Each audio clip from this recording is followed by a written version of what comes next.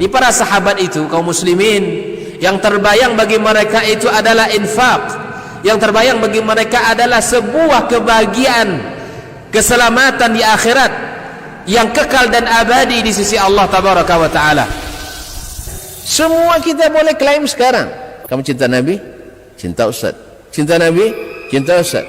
Termasuk saya, cinta Nabi, cinta. Kapan tahunya? Besok di akhirat. Maka apa kata Nabi sallallahu alaihi wasallam? Amalur rajuli biyadihi. Penghasilan yang terbaik adalah pekerjaan yang dilakukan oleh seseorang dengan tangannya sendiri. Wa kullu bai'in mabrur, dan setiap jual beli yang mabrur. Ini aktivitas ini membantu saya di akhirat atau akan menyulitkan saya di akhirat? Kalau seandainya perbuatan itu ternyata akan menyulitkan kita di akhirat kelak, tinggalkan perbuatan itu.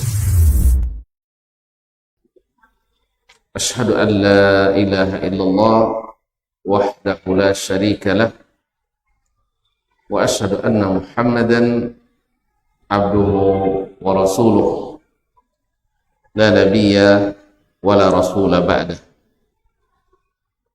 Ya ayyuhalladzina amanu taqullaha haqqa tuqatih wa la tamutunna illa wa antum muslimun.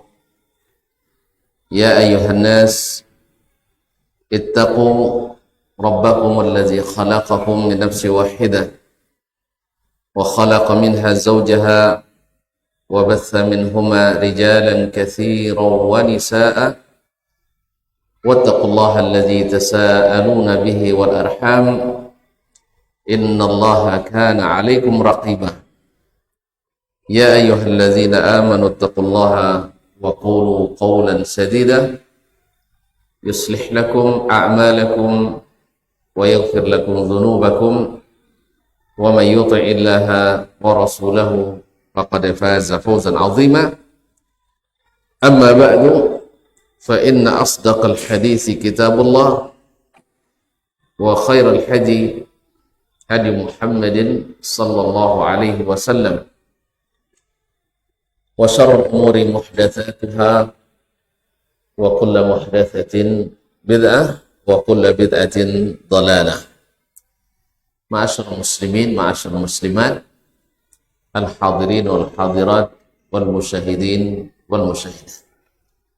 Bapak-bapak dan ibu-ibu, saudara dan saudari, adik-adik dan anak-anak, jemaah salat maghrib dan insyaallah isya di Masjid Utsman bin Affan radhiyallahu ta'ala an.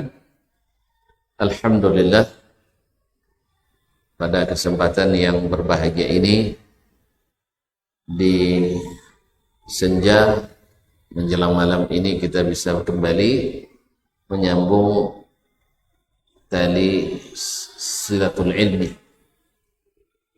sama-sama menjalin ukhuwah di atas talabul ilmi. Mudah-mudahan Allah SWT menjadikan ini sebagai salah satu daripada amalan yang diterima dan menjadi pemberat timbangan kebaikan kita di saat kita bertemu dengannya. Ma'asyiral muslimin, ma'asyiral muslimat yang dirahmati Allah SWT, salawat dan salam kepada Nabi besar kita Muhammad sallallahu alaihi wasallam, yang mudah-mudahan senantiasa di hati kita dan kita junjung tinggi perintah dan titahnya, serta kita jauhi sejauh-jauhnya larangan dan tegahnya.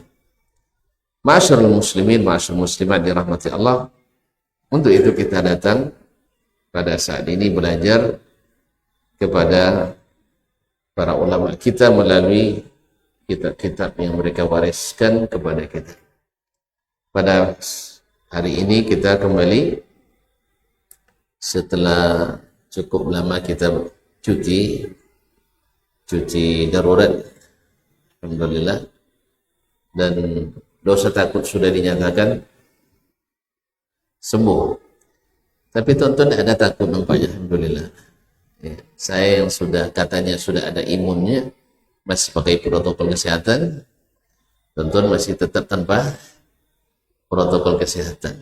Mudah-mudahan Allah jaga insyaallah. Amin. Ma'asyiral kiram yang dirahmati Allah SWT. Sampai kita pada Kitabul Wudu, bab yang ke-15, babul istinja minal ma'. Babu al-istinja minal ma'. Al-istinja adalah yaitu membersihkan tempat keluarnya najis baik dari kubul maupun dubur, yang pada asalnya istinja itu menggunakan air. Kalau menggunakan media selain air namanya biasanya istijmar wal istitabah. Istijmar wal istitabah. Nah, Imam Al-Bukhari rahimahullah ta'ala dengan bab ini, babul istinja'i minal ma', seolah-olah beliau mengingatkan atau ingin menegaskan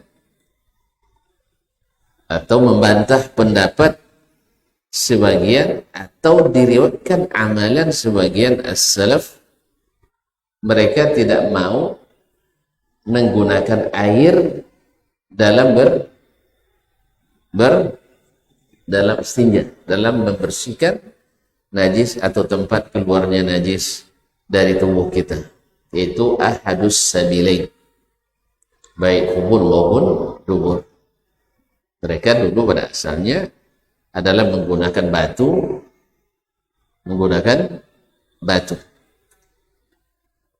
Dan Imam Al-Bukhari ingin tunjukkan, karena di antara ulama ada yang menafikan Nabi beristinja pakai air.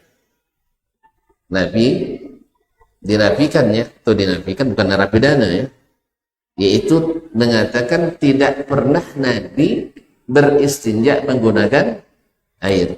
Maka bab ini dan hadis ini, dengan bab ini dan hadis ini atau beberapa hadis ini, Imam Al-Bukhari ingin menegaskan bahwasanya ada diriwayatkan dari Nabi SAW bahwasanya beliau menggunakan air dalam beristinja. Sehingga kalau masih tetap ada pendapat, kita katakan, kalau masih ada yang mengatakan tidak pernah Nabi melakukan, maka hadis ini membantah pendapat tersebut, bahwa pendapat tersebut tidaklah sahih. Yang sahih adalah Nabi beristinja menggunakan air. Bahkan nanti akan datang dalam Kitabul Manaqib, Manaqibul Ansar, khususnya Ahlul Quba, dipuji oleh Allah Subhanahu wa taala, fihi rijalun yuhibbuna ayyatatahharu.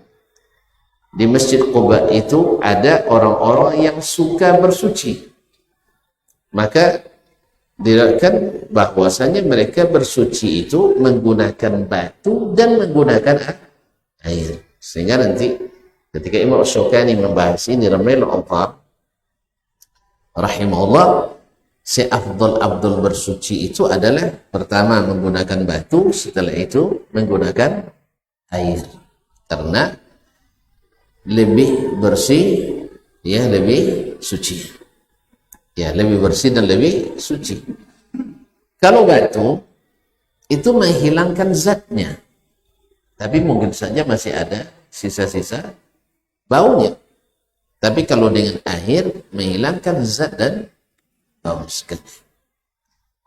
Nah, demikian itu kaum muslimin dan muslimat dirahmati Allah, termasuk yang dimaafkan oleh Allah SWT. Asal sudah hilang zatnya, itu sudah sah beristijmar dan beristabahnya. Dan biasanya 3 kali sampai 5 kali, tidak juga hilang zatnya sampai 7 kali, tidak juga 111 kali. Dan tidak mungkin lah kaum muslimin dan muslimat dirahmati Allah. Nah, Imam Al-Bukhari dengan bab ini, seperti kata Imam Hajar dalam Fathul Bari, ingin menegaskan kepada orang-orang yang mengatakan bahwasanya Nabi alaihissalam tidak pernah menggunakan air dalam bersuci. Ini hadisnya. Ini Hadisnya adalah hadis-hadis lain yang menegaskan Nabi menggunakan air ketika bersuci. Baik. Qala rahimahullah.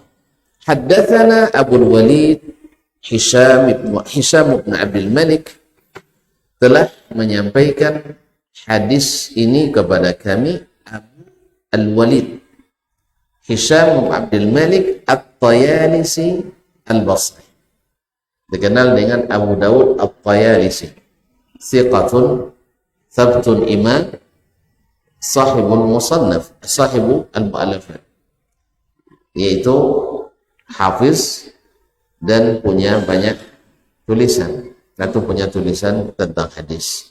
Di antaranya adalah Musnad At-Tayalisi Basri. Qala haddatsana Syu'bah, telah meriwayatkan hadis kepada kami Syu'bah.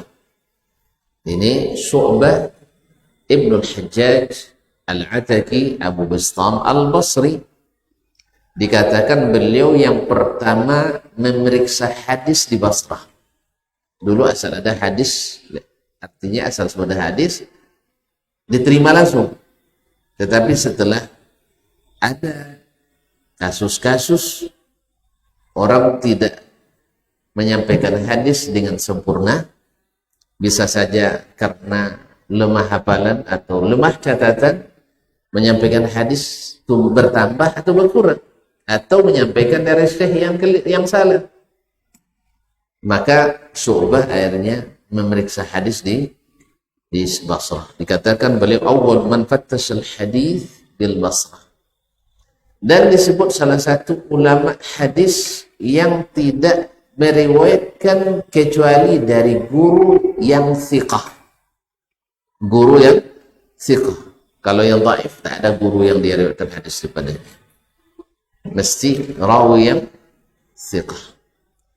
Sampai-sampai beliau digelar dengan Amirul Mukminin bil hadis, dan tidak menerima hadis mudallas sampai perawinya menjelaskan siapa gurunya dalam hadis tersebut. Ini banyak istimewaannya. Dan Abu Walid At-Tayalisi termasuk salah satu rawi daripadanya yang sangat kokoh dan sangat kuat. Qala an Abi Muaz, dari Abu Muaz, ismuhu Atha ibn Abi Maimunah, namanya Atha ibn Abi Maimunah Al-Basri, juga dari Basrah. Jadi semuanya Basri tadi. Jadi Pak Basri ya. Nah, Hasan Basri itu dari Basra asalnya. Qala diwastiqa qala sami'tu Anas bin Malik radhiyallahu ta'ala anhu qala atau yaqul, saya mendengarkan Anas atau mendengar Anas ibn Malik radhiyallahu ta'ala anhu berkata, kana Nabi sallallahu alaihi wasallam, Nabi sallallahu alaihi wasallam idza kharaja, biasanya Nabi sallallahu alaihi wasallam idza kharaja li hajatihi, bila pergi keluar untuk qada hajatnya, mengqada hajatnya atau buang hajatnya, ya, aji'u ana wa ghulamun ma'ana, saya bersama seorang anak kecil, bersama kami, gulamun bersama seorang anak kecil, ma'ana idawah, bersama kami ada idawah. Idawah itu adalah ina'un minal jildi saghirah, yaitu sebuah tempat menyimpan air kecil yang terbuat dari kulit. Kalau yang lebih besar namanya nanti khirbah atau girba, ya, dari kulit kambing. Kalau ini mungkin dari kulit marmut, ya. Ya, kaum muslimin dan muslimat dirahmati Allah. Jadi penyimpan air yang kecil terbuat dari kulit, namanya idawah. Tapi cukup untuk bersuci. Ya, kalau kambing kan kulit seekor kambing tentu cukup untuk mandi kan. Juga mandinya. Awak tak cukup aja. Awak sakula tok mayu kan. Nah, subhanallah. Jadi mereka memang dimasak dan di tempat air serba kurang. Nah, makanya mereka paham makna berhemat menggunakan air. Kalau kita tidak paham itu, karena air melimpah. Sekarang banyak genangan air atau banjir. Ya dulu tempat-tempat yang tak banjir sekarang banjir. Semoga Allah selamatkan saudara-saudara kita. Amin. Ma'asyiral kiram yang dirahmati Allah Subhanahu wa taala, makna idawatun min ma'. Ada bejana air yang penuh berisi air. Yakni yastanji bihi. Perkataan ini perkataan Hisham bin Abdul Malik Abul Walid At-Tayalisi. Dia menafsirkan air yang dibawa oleh Anas itu digunakan oleh Nabi untuk beristinja. Inilah maksud Imam Bukhari membawakan hadis ini, bahwa Nabi menggunakan air dalam beristinja. Karena diriwayatkan dari beberapa as-salaf seperti Abdullah bin Umar bin Khattab radhiyallahu ta'ala anhu, dia tak pernah memakai air dalam bersuci dari hadas atau dari najis. Dia hanya menggunakan batu atau yang sejenisnya. Demikian pula daripada Abdullah ibn Zubair ibn al-Awwam. Ya, Abdullah bin Zubair bin Awwam. Beliau juga tidak, atau diriwayatkan mengatakan ma kunna naf'alu dzalik. Kami tidak pernah bersuci menggunakan air. Ya memang di lingkungan seperti itu. Sehingga dengan diriwayatkan seperti itu dari sebagian sahabat radhiyallahu taala anhum ajma'in, dan ini sampai ke sebagian ulama. Ya, sampai sebagian ulama itu yang sampai kepadanya. Itu yang sampai kepadanya seperti Ibnu Tin pensyarah Sahih Bukhari yang bermazhab Maliki, dia mengatakan bahkan pun dari Imam Malik rahimahullah bahwa Nabi alaihissalam tak pernah istinja menggunakan air. Maka hadis ini kita katakan kepada beliau menunjukkan bahwa Nabi SAW menggunakan air. Tapi Imam Al-Asili misalnya, dan diriwayatkan pula daripadanya Ali bin Battal Al-Maliki, karena dia kan mazhab Maliki tadi ya, jadi tidak perlu menggunakan air. Dia katakan bahwasanya ini kan tafsir dari perawi, kan tafsirnya kan bisa benar bisa salah. Lalu dibantah oleh Imam Ibnu Hajar dan Fathul Bari, riwayat ini memang tafsir dari Hisham bin Abdul Malik Abul Walid At-Tayalisi, tetapi di sana dan di dalam bab setelahnya dan setelahnya lagi Imam Al-Bukhari membawakan hadis bahwasanya yang menggunakan air itu, yang mengatakan Nabi menggunakan istinja menggunakan air itu bukan hanya Abu Dawud At-Tayalisi Syekh Al-Bukhari, tapi juga Anas yang meriwayatkan hadis.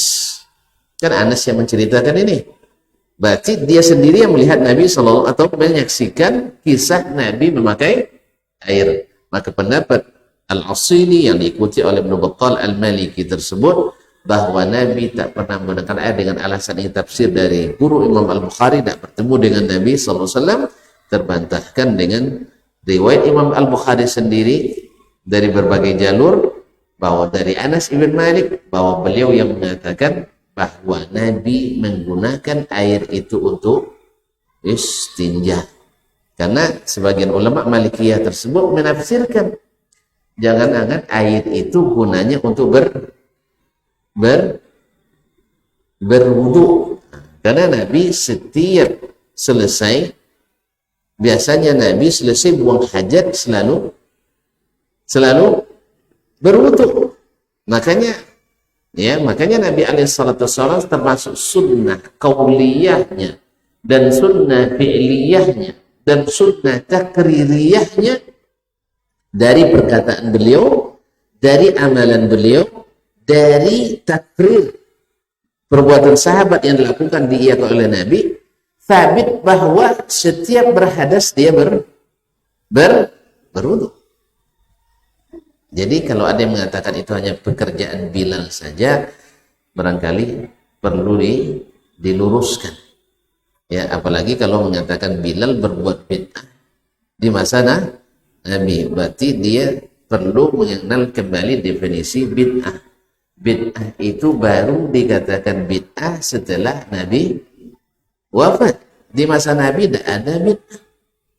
Jelas? Karena bid'ah itu definisinya adalah i'tiqadu syai'in lam yakun fi zamanin Nabi sallallahu alaihi wasallam. Meyakini sesuatu yang tak pernah diyakini di zaman Nabi, atau menganggap sesuatu bagian dari agama tapi tak ada di zaman Nabi. Itu yang bid'ah. Jelas? Berarti bid'ah baru setelah Nabi selesai berdakwah. Di zaman Nabi tidak ada bid'ah. Makanya ini juga pernyataan-pernyataan aneh yang kita dengar di belakang-belakang ini bahwa sahabat Nabi berbuat bid'ah, lalu Nabi melegitimasi bid'ah yang dibuat oleh sahabat tersebut. Ini bagi orang awam ini syubhat sangat masuk sekali. Dia, oh betul juga ya. Mereka lupa bahwa definisi bid'ah itu adalah sesuatu yang dibuat setelah Nabi Sallallahu Alaihi Wasallam. Setelah Nabi, bukan di zaman Nabi. Zaman Nabi tidak ada bid'ah. Sebagaimana ijma' pun tak ada di zaman Nabi. Ijma' tidak jadi hujah zaman Nabi. Walaupun sepakat seluruh orang membantah Nabi, itu tidak diterima. Sebab Al-Quran dan hadis di atas ijma'. Sepakat ulama. Maka kalau ada yang klaim ijma' melawan Nabi, ini keliru kaum muslimin. Jadi kalau ada ijma' bertentangan dengan hadis, itu secara teori mungkin saja ada, tapi secara secara kenyataan tidak pernah terjadi.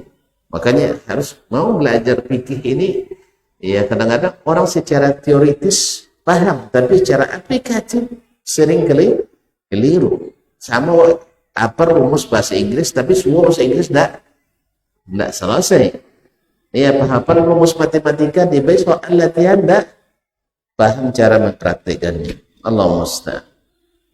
Ya, paham nahu saraf, sudah itu semua cakap saraf tidak pandai. Ya. Itu banyak orang masya Allah ahli hafal alfiyah, hafal syarah samul akhir, tapi semua bahasa Arab tidak selesai Arab, tidak selesai terbata-bata dalam berbahasa Arab. Karena beda antara teori dengan praktek. Jadi tidak sama kaum muslimin. Orang bisa saja menghafal teori-teori, tapi aplikasi tidak sama. Sekarang kita dalam berilmu, berapa banyak orang yang paham tentang ilmu, tapi yang melaksanakan lebih banyak atau paling sedikit? Paling sedikit yang bisa melaksanakan. Contoh, semua kita tahu poligami itu dianjurkan. Yang melaksanakan hanya satu orang atau dua orang saja. Tidak pandai mulai. Karena teman sebenarnya kita penakut semuanya. Penakut, alhamdulillah. Untung menakut. Kalau tidak, bahaya. Muslimin dan muslimat dirahmati Allah. Jadi, hadis ini menunjukkan bahwasanya Nabi SAW memakai air dalam istinja. Dan secara ilmu kesehatan sendiri, air memang lebih membersihkan daripada media-media yang lain. Cuman dibolehkan kita untuk istijmar atau istijah dengan batu. Karena itu termasuk yang dibolehkan dalam syariat. Kalau ada yang bertanya, tangannya tidak hilang, ini termasuk yang dimaafkan. Makanya jadi tahu ya dicium-cium itu tidak ragu, kita jadi was-was kita nanti. Yang penting asal sudah 3 kali atau 5 kali atau 7 kali dah hilang zatnya, jadi dulu lah. Tidak boleh. Ya nanti jadi pun was-was kita. Tapi alhamdulillah kita di tempat dan di zaman air cukup insyaallah ta'ala. Memang tidak boleh berlebihan, tapi jangan terlalu hemat. Sebab mohon maaf kaum muslimin, berapa banyak toilet umum selesai orang buang hajat dibiarkan berserakan di situ. tolong ya, kalau masuk toilet, ya, bersihkan. Sebab kalau sampai sudah makan potai, itu 2 bulan tak mau hilang baunya. Disabun bayar buangnya. Makanya harus di waktu kita buang hajat itu cepat disiram. Jangan lupa ini adab buang hajat yang harus diperhatikan oleh muslim. Ya, kadang-kadang dek takut ayu mubazir nih mubazir. Akhirnya orang tiap masuk mau tua. Nah, itu masalahnya. Setiap orang masuk melaknat. Siapa pula tadinya? Yang kadang-kadang namparanya awak masuk bosok itu tadi kan tak ada bawa boleh. Sudah itu masuk Ustaz kan. Mak sudah semendak siram dia aja. Awak tertuduh jadi gara-gara saya pernah tertuduh di bandara kok. Ya mungkin ada sebelum saya orang pakai jubah karena nggak pandai WC duduk, mungkin buang hajat di bawah nggak disiram pula. Pakai jubah ya. Tentu enggak ya. Jadi pakai jubahnya mungkin sebelum saya itu ketika saya baru masuk Pak katanya tolong jangan buang hajat di lantai ya katanya. Subhanallah, ini yang tak pernah saya lakukan. Ya, mungkin terhitung mubazir saya kalau menyiram. Ya, kalau menyiram. Kalau apalagi di pesawat itu, kalau di pesawat itu tisu-tisu orang tuh saya titip, saya ambil karena banyak uang tuh enggak tahu dia sampai buang kan. Ini kan batulis curug. Enggak tahu dia tepapunnya pakai tulang, lalu mau bisa masuk. Itu dibujuk. Yang ayu-ayu terseak itu mulap biasa. Nak lewat setelah sonang nengok. Kalau ada saya minyak wangi sudah disemprot situ. Nah, jadi Pak ya. Jadi WC tolong disiram. Ayu banyak. Apalagi ayu kau banyak. Ayu kau banyak. Jadi semua menyiramnya supaya tidak lengket. Pertama lengket kotorannya susah dibersihkan. Kemudian lengket baunya menderita orang setelah itu masuk. Yang ketiga, kaum muslim dan muslimat dirahmati Allah SWT, kita kena laknat terus oleh orang-orang yang masuk setelah kita. Apalagi kalau mokok. Itu kalau jemaah haji sih tentu dia masuk WC itu mokok. Allah Ustaz. Kaum muslimin dan muslimat dirahmati Allah SWT. Nah, hadis ini dan hadis-hadis lainnya menunjukkan bahwa Nabi SAW buang hajat dengan menggunakan air. Oleh sebab itu maka kalau tuan nanti ada baca pendapat yang mengatakan tak boleh pakai air, ada yang mengatakan tak boleh karena alasannya Nabi tak pernah, dan sampai kepadanya riwayat dari Abdullah bin Zubair, sampai kepadanya dari Abdullah bin Umar bin Khattab bahwa mereka tak menggunakan air. Tapi mungkin tidak sampai hadis ini kepadanya, atau sampai tapi dia kira tafsir itu dari gurunya Imam Al-Bukhari, bukan dari Anas ibn Malik. Padahal di riwayat yang lain nanti akan ada bahwasanya itu dari Nabi Sallallahu Alaihi Wasallam. Barangkali ini munasabah sekali dengan bab al-wudu, bab al-wudu atau kitabu al-wudu. Karena biasanya pada umumnya orang akan berwudu biasanya buang hajat dulu pada umumnya. Sebab dari pagi misalnya tidak buang hajat dia mungkin bagi yang tahan ini. Tapi bagi yang tidak tahan mungkin setiap setengah jam buang hajat, tergantung kebiasaan dan tergantung keadaan masing-masing. Tapi pada umumnya buang hajat. Nah, ketika buang hajat itu orang menggunakan air, dan memang harus diperhatikan betul kaum muslimin. Kenapa lantai toilet itu harus dini? Sebab percikan-percikan air najis itu kalau kena di lantai kita tidak siram, bisa saja kita bawa ke tempat wudhu kita. Dibawa ke tempat wudhu bernajis. Na'udzubillah. Kalau orang tidak tahu mungkin tidak masalah. Ya, tapi bagaimanapun akan mengurangi. Dia tidak berdosa, tapi akan mengurangi. Ya, sama dengan orang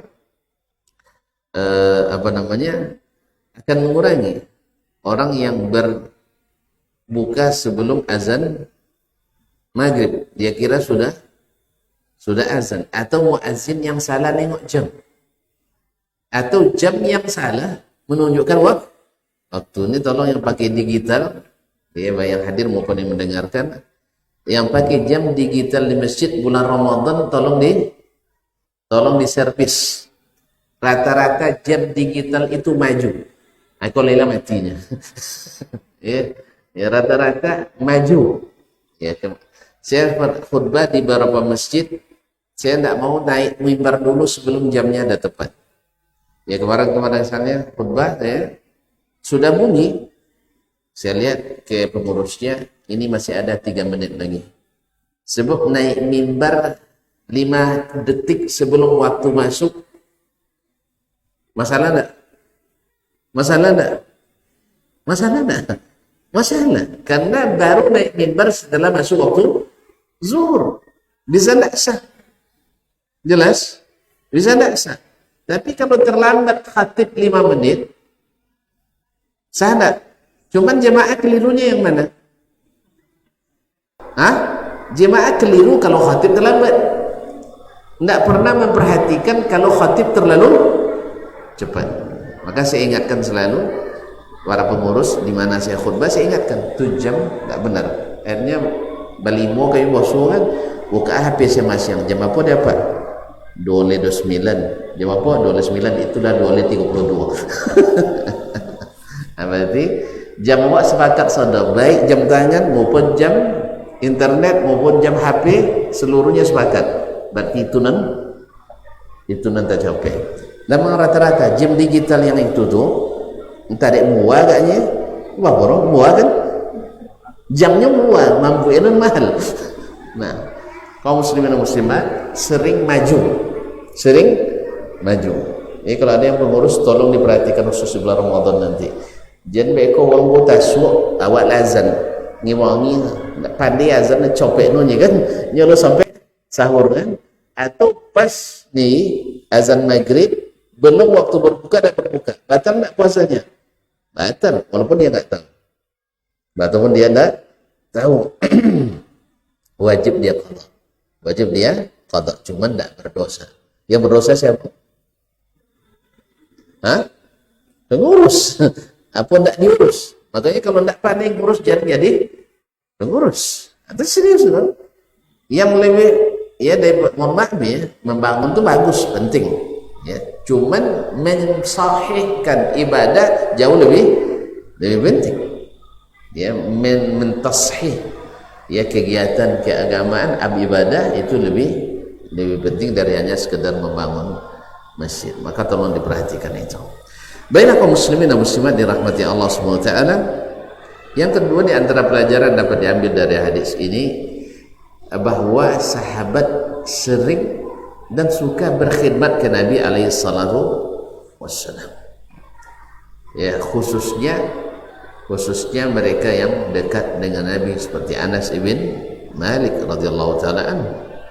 Bersama seorang anak ini ada yang khilaf ulama siapa yang dimaksud di sini, apakah Abdullah bin Mas'ud radhiyallahu taala, sebab di hadis setelahnya Abdullah bin Mas'ud disebutkan, kemudian dalam Kitabul Manaqib juga akan disebutkan Abdullah bin Mas'ud sering membawakan sandal Nabi sallallahu alaihi wasallam sehingga disebut dengan sahibun na'lain, sahibu an-na'lain, yang senantiasa membawakan sandal Nabi sallallahu alaihi wasallam.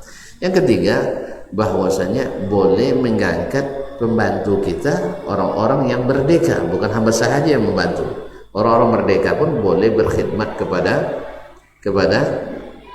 kepada orang yang dimuliakan, khususnya para ulama, orang-orang yang saleh, ya kita bantu dia. Dan itu tidak aib, justru mengangkat derajatnya. Buktinya Imam Al-Bukhari menyebutkan hadis tentang Abdullah bin Mas'ud membawa sandal Nabi di dalam Kitabul Manaqib, kitab tentang keutamaan para sahabat. Jadi manqabah baginya, bagi kemuliaan. Makanya mengkhidmat ulama itu adalah kemuliaan, bukan penghinaan. Ma'asyarul kiram yang dirahmati Allah Subhanahu wa taala. Kemudian kita masuk pada bab yang setelahnya. Baik. Tadi bahwasanya Nabi alaihi salatu wassalam berstinja dengan air. Qala babu man humila ma'ahu al-ma' li tuhurihi. Bab tentang orang yang dibawakan bersamanya air untuk bersucinya.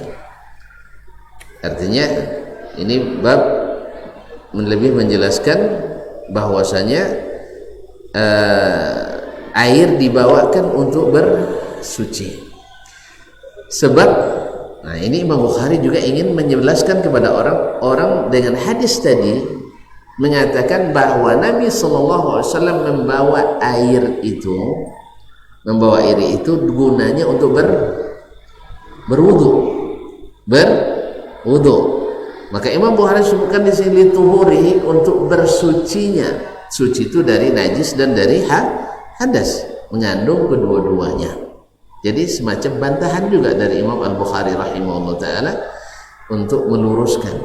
Maka Imam Bukhari itu faqih, cuman beliau orangnya halus, ya, halus dalam menggunakan bahasa.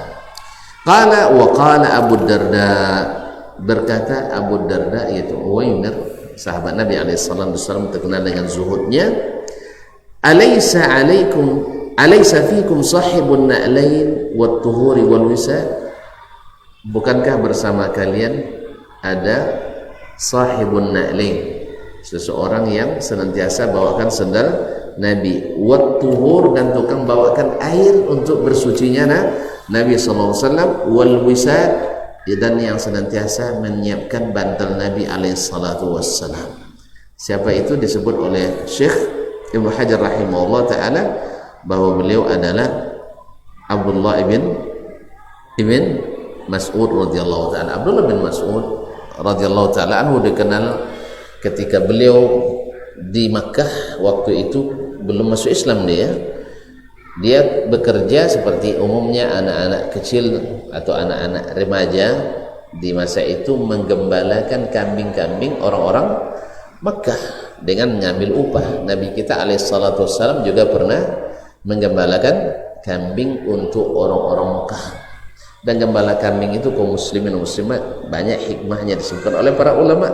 Mungkin ada sampai pada, dan sudah kita sebutkan sebagiannya dulu, bahwa kambing itu perlu ketelatenan, kambing itu perlu sifat penyayang dan kehalusan dan seterusnya.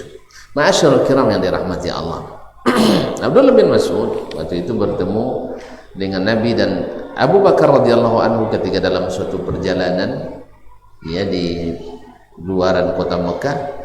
Waktu itu Nabi minta susu bersama Abu Bakar radhiyallahu taala. Abu Bakar minta susu untuk Nabi alaihi salatu wassalam, diberikan susu karena adatnya, kearifan lokalnya orang Mekah dulu, bahwasanya siapapun yang musafir, siapapun yang minta susu di kambing yang digembalakan itu sudah biasa, tuannya sudah izinkan siapapun kalau susu untuk diminum. Tapi kalau bawa pulang ya lain, ya, untuk diminum untuk di perjalanan itu sudah boleh. Maka minta susu, Abdullah bin Mas'ud berikan. Lalu Abu Bakar mencoba, ya mungkin ada niat menguji juga, dia minta dijual kambing itu untuk dia beli, minta kepada Rasul bahwa kambing ini saya beli. Apa jawaban Abdullah bin Mas'ud waktu itu di hadapan Nabi SAW? Saya tidak diizinkan menjual. Abu Bakar menguji, kan tuan kamu nggak tahu ratu, karena orang gembala kambing itu bukan 2 ekor tuh, bukan 10 ekor, satu orang ratusan ekor. Yes, kata tuan, kalau nanti di padang pasir itu mungkin ada 500 ekor, gembalanya cuma 3 atau 2 orang, dibantu dengan anjing-anjing gembala. Nah, anjing perlu untuk mengusir bukan Sri nama orang nih, serigala namanya, serigala. Jadi diuji oleh Abu Bakar. Kan kambing ini banyak, luak siku hilang 1 ekor tidak ketahuan. Menurut Abu Bakar pada siapa? Kata Abdullah bin Mas'ud, kalau tuan saya nggak tahu, tapi Tuhan yang memiliki tuan saya pasti tahu, padahal dia belum seperti itu. Maka Nabi katakan, innaka la ghulamun mu'allam, kemudian kamu ini anak yang terdidik dengan baik. Dalam satu riwayat katakan ghulamun mulham, anak yang diberikan ilham untuk tetap dalam kebenaran walaupun mereka di masa jahiliyah. Makanya kaum muslimin dan muslimat, ada sifat orang-orang Arab walaupun di masa jahiliyah, mereka adalah terkenal dengan sifat jujurnya. Jujur, berani, pantang berdusta. Kalau kita nak jadi orang hebat, wajib pandai bernutuh. Orang hebat awal. Boleh dikatakan kapan orang Arab itu pandai berdusta? Setelah berasimilasi dengan orang-orang ajam. Berasimilasi dengan orang ajam. Mungkin dakwah awak lah, tapi mungkin dakwah awak wajur, tapi awak ada andil kan. Ya, ketika musim haji itu kan ada istilah baksis tuh kan. Baksis untuk sopir-sopir itulah jadi tradisi itu. Opo ketika buat telusuri, tapi tolong diteliti ya, ditelusuri non majo itu wang awak ya. Jadi dulu kan agak lambe-lambe sopirna apa ketua rombongan tu kayak sopir tu lojun kene baby tira antu kan pindah informasi itu kayak jemaah kayak sopir yang lain. Wahnya kalau nak lop dapat piti jen julajun ke jemaah Indonesia ben lamben ada tu ben lambe sodona akhirnya terpaksa sogo kasan wang awak maju. Allah musta'an. Tu baksis nomor itu apa nomor sogo. Allah musta'an. Jadi kaum muslimin dan muslimat dirahmati, itulah Abdullah ibn Mas'ud radhiyallahu taala anhu. Nah, akhirnya beliau masuk Islam dan menjadi salah satu dari fuqahaul Islam dan ahli tafsir dan ahli fatwa di Kufah, ya tempat kembalinya para ulama sebelum orang awam kepadanya. Beliau yang mengatakan ungkapan-ungkapan yang banyak, di antaranya kalian sekarang hidup di zaman banyak ulamanya, sedikit penceramahnya. Makanya di zaman itu orang tak perlu banyak menulis buku, sebab ulama banyak. Dia tak banyak masalah, lui-lui yang banyak. Nanti akan sampai zamannya kalian banyak penceramah sakene ulama, sehingga penceramah dianggap ulama. Akhirnya musibah datang, setiap penceramah tentu diminta fatwa. Kalau lawan jadi penceramah terkenal, tidak mungkin tidak berfatwa. Akhirnya banyak masalah, sehingga banyak tulisan-tulisan setelah itu untuk meluruskan. Makanya di zaman dulu tidak banyak buku-buku ditulis. Zaman Nabi kan ada nulis buku lah, kan ada. Itu tidak ada ulama zaman tu. Tidak ada ulama zaman Nabi. Banyak. Zaman itu banyak ulamanya, sedikit penceramahnya, sehingga mereka tak perlu menulis buku. Kalau sekarang banyak penceramah daripada ulama, sehingga dianggap kadang-kadang penceramah, kadang bau taubat lurus, bau taubat, sebetulnya jadi penceramah, akhirnya jadi tukang fatwa. Allah musta'an. Baiklah kaum muslimin dan muslimat dirahmati Allah Subhanahu wa taala. Jadi berkata Imam Arsyad la ilaha illallah Imam Al-Bukhari rahimahullah, haddatsana Sulaiman ibn Harb, telah menyampaikan hadis ini kepada kami Sulaiman ibn Harb thiqah, qala haddatsana Syu'bah, telah menyampaikan kepada kami hadis ini Syu'bah ibn Al-Hajjaj yang tersebut dalam hadis tadi. Jadi kalau di sana tadi muridnya Abu Daud At-Tayalisi, di sana Sulaiman ibn Harb Al-Basri. An Abi Mu'az, dari Abu Mu'az, huwa Atha ibn Abi Maimunah, sudah disebutkan dalam sanad sebelumnya. Qala sami'tu Anasan yaqul, saya mendengarkan Anas berkata, kana Rasulullah sallallahu alaihi wasallam, Rasulullah sallallahu alaihi wasallam idza kharaja li hajatihi tabi'tuhu, bila beliau keluar nak buang hajat saya ikuti dia. Ana, saya, wa gulamun minna, dan seorang anak-anak dari golongan kami. Nah, di sini juga terjadi perbedaan ulama dalam menafsirkan minna ini siapa? Orang Ansar kah? Bagi yang menafsirkannya dengan Ansar berarti Abdullah bin Mas'ud tidak masuk tadi kan? Tapi kalau ditafsirkan dengan minna maknanya minas sahabah, mungkin saja Abdullah bin Mas'ud radhiyallahu taala anhu. Tabi'tu ana ghulamun minna ma ana idawatun min ma. Bersama kami ada satu bejana air, satu bejana penuh air. Dan alhamdulillah air kaum muslimin dan muslimat dirahmati Allah di Madinah airnya sedap, azb. Ya, airnya segar. Jadi sebagian ulama seperti tadi Ibnu Tin, Ibnu Habib Al-Maliki mengatakan alasan di antara alasan tidak boleh pakai air, ini masuk masalah fikih juga, tidak boleh menggunakan sesuatu yang dikonsumsi untuk sesuatu yang terbuang. Makanya sebagian ulama mengatakan tidak boleh sabun terbuat dari bahan yang dimakan. Misalnya sabun dari bahan apel, ya, ada sebagian ulama tidak boleh kan itu. Pasalnya apa? Apel itu konsum makanan kita, bagian makanan. Li'annahu mat'um.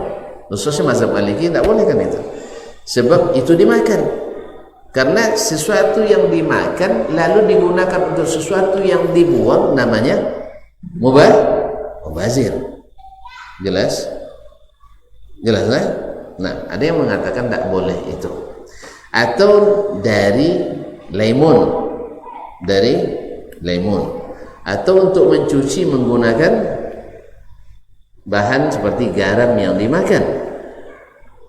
Jelas ya? Tapi ini dibantah oleh yang lain. Kalau begitu nanti mencuci mobil pakai air juga tidak boleh. Ya toh? Sebab air digunakan untuk mandi dan diminum. Tuh mau cara nyuci motor atau nyuci WC tidak boleh pakai air. Maka ini menyulitkan. Pendapat ini menyulitkan. Tetapi yang mungkin pertengahan, ya selama itu lebih dari kebutuhan untuk dimakan, maka boleh dimanfaatkan untuk kegunaan yang lain dan manfaat yang lain. Ya, misalnya apel dah melimpah untuk makanlah konyang, maka digunakan untuk bahan kosmetik dan sebagainya dan juga dimanfaatkan. Kalau konyang di apel pagi senoyan. Iya, baris. Bukan buat apel jauh makannya kaum muslimin muslimat dirahmati Allah. Jadi mereka illah bagi mereka yang mengatakan tak boleh pakai air istinja adalah karena dia mat'um, karena dikonsumsi, apalagi di tempat-tempat seperti itu. Jadi alasannya air yang ada di Madinah itu air yang dikonsumsi, sehingga tidak boleh digunakan untuk bersuci karena dianggap itu terbuang. Sebagian mengatakan air itu kalau pakai air otomatis tangannya mencucinya pakai tangan. Kalau pakai tangan, kalau airnya tanggung-tanggung banyak bisa lengket di tangan. Maka dia ada yang beralasan seperti itu. Di antara itu sahabat yang beralasan kalau gitu ya qain dinatan, kalau gitu akan tetap ada baunya sama kotoran itu tetap ada pada tangan saya. Makanya mereka yang seperti Abdullah bin Zubair menghindari pakai air, atau seperti Huzaifah ibnul Yaman juga diriwayatkan oleh Ibnu Abi Syaibah menghindari memakai itu karena takut lengket di tangan, karena air memang sangat terbatas pada waktu itu. Tapi yang sahih adalah bahwa sabit Nabi SAW menggunakan air. Yang kedua, Nabi memuji orang-orang Ansar yang bersuci dari najis menggunakan batu dan menggunakan air. Jadi mereka pertama dipusi dulu dengan batu atau dipusi? Diese? Enggak juga. Kamu caranya? Atau putihnya? Di kayak ya, mampu sih itu pas Dilap enggak juga, masa lap batu terjadi lap enggak mungkin. Dioleskan dengan batu ya. Tapi yang paling pas itu dipusi memang.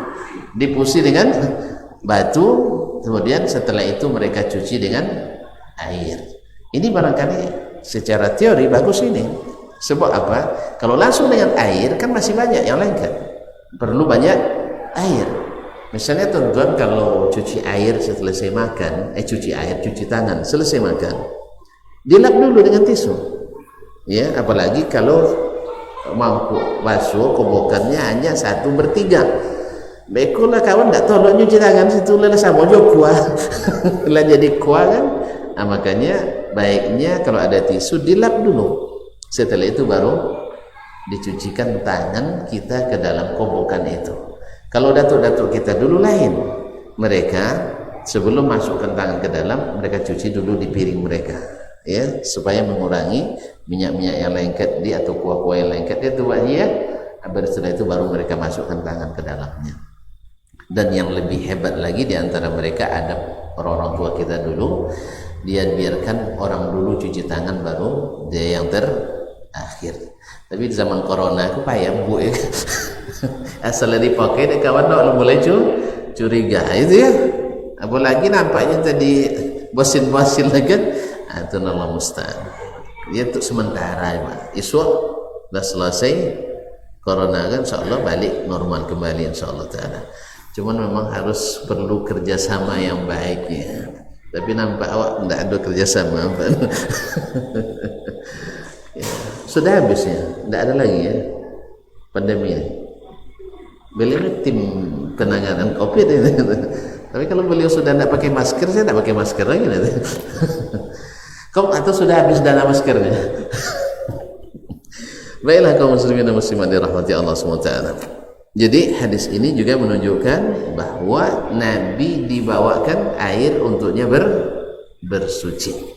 Cuman belum secara tegas disebutkan bahwa yastanji bihi, yastanji bil ma'. Baru hadis setelah bab ini akan sebutkan beliau menggunakan air itu beristinja secara zahir, dan itu dari Anas ibn Malik radhiyallahu anhu. Sehingga pendapat ulama yang lain yang mengatakan tafsiran bahwa beliau beristinja menggunakan air itu dari perawi yang lain. Waktu apa nak sombong sih? Hah? Baik, kalau gitu kita tutup lah ya. Ya, kita tutup sampai di sini. Nanti bab setelahnya kita lanjutkan pada, kan sudah 2 bab. Biasanya 1 bab, sekarang 2 bab. Insyaallah taala kita sambung pada pertemuan yang selanjutnya. Mohon maaf saya tidak sadar tadi waktu masuk. Baik. Wallahu taala alam wa sallallahu ala nabiyyina Muhammadin wasallam. Mohon maaf dan terima kasih.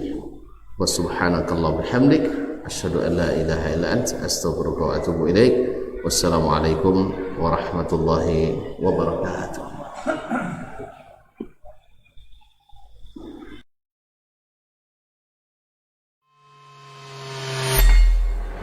Di para sahabat itu, kaum muslimin, yang terbayang bagi mereka itu adalah infak. Yang terbayang bagi mereka adalah sebuah kebahagiaan, keselamatan di akhirat yang kekal dan abadi di sisi Allah tabaraka wa taala. Semua kita boleh klaim sekarang. Kamu cinta Nabi? Cinta Ustaz. Cinta Nabi? Cinta Ustaz. Termasuk saya. Cinta Nabi? Cinta. Kapan tahunya? Besok di akhirat. Maka apa kata Nabi sallallahu alaihi wasallam? Amalur rajuli biyadih. Penghasilan yang terbaik adalah pekerjaan yang dilakukan oleh seseorang dengan tangannya sendiri. Wa kullu bai'in mabrur. Dan setiap jual beli yang mabrur. Ini aktivitas ini membantu saya di akhirat atau akan menyulitkan saya di akhirat. Kalau seandainya perbuatan itu ternyata akan menyulitkan kita di akhirat kelak, tinggalkan perbuatan itu.